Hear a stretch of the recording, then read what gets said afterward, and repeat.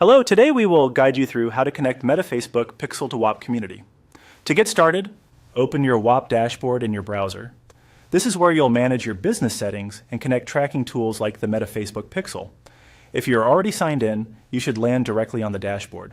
If not, make sure you log in first so you can access the correct account and settings area. Once you're on the dashboard, look to the bottom left-hand side of the screen and click on Settings.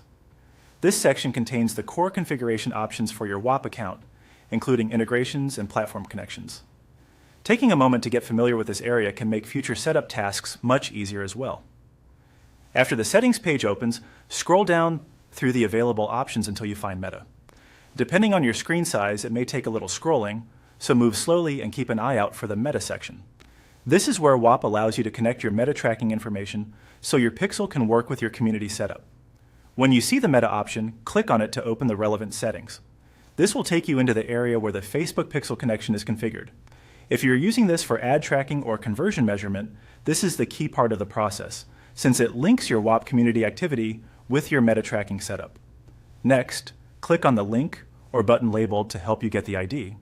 This will direct you to the place where you can locate your Meta Pixel ID. Be sure to copy only the Pixel ID itself. It's important to use the correct ID since entering the wrong one could prevent your tracking from working properly.